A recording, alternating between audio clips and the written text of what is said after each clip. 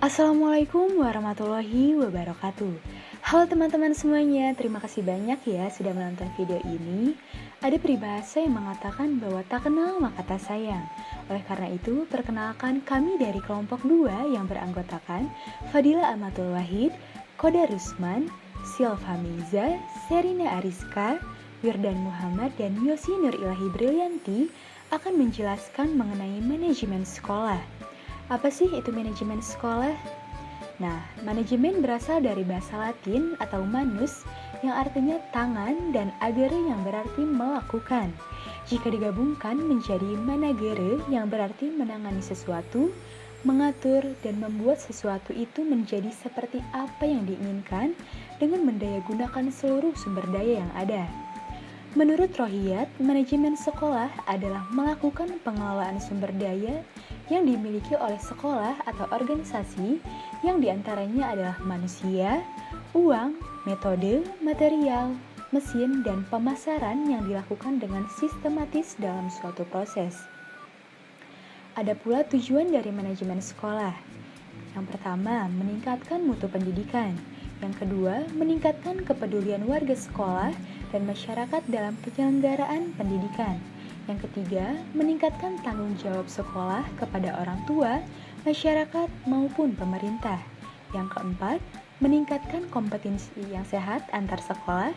Yang kelima, untuk memberdayakan sumber daya sekolah. Dan yang keenam, untuk meningkatkan efisiensi pengelolaan pendidikan sekolah. Nah, sekarang ada juga fungsi dari manajemen sekolah. Yang pertama, sebagai perencanaan sekolah. Proses menentukan sasaran alat, tuntutan-tuntutan, tafsiran, pos-pos tujuan, pedoman dan kesepakatan yang menghasilkan program-program sekolah. Yang kedua ada sebagai pengorganisasian sekolah.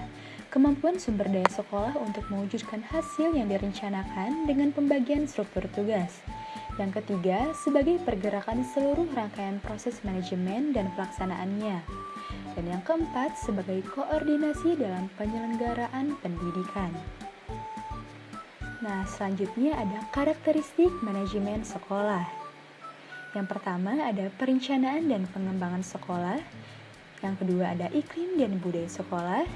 Ada juga harapan yang tinggi untuk berprestasi, pemantauan terhadap kemajuan siswa, kepemimpinan dalam sekolah, pengembangan guru dan staf, penguatan kapasitas siswa, keterlibatan orang tua dan masyarakat, keterlibatan dan tanggung jawab siswa, penghargaan dan insentif, dan juga tata tertib dan kedisiplinan.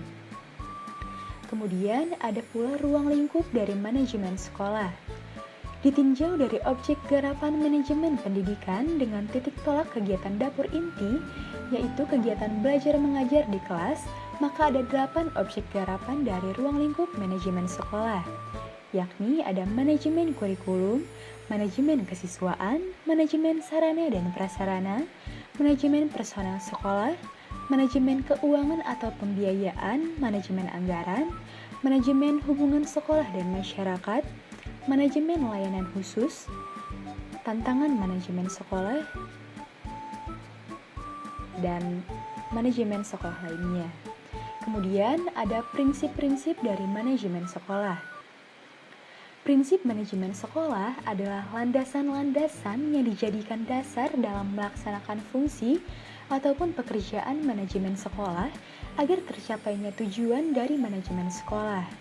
Nah, ada beberapa prinsip, yakni prinsip equifinalitas atau principle of equivality. Yang kedua ada prinsip desentralisasi atau principle decentralization. Yang ketiga ada prinsip sistem pengelolaan mandiri atau principle of self-managing system. Dan yang keempat ada prinsip inisiatif manusia atau principle of human initiative. Kemudian ada juga implementasi manajemen sekolah.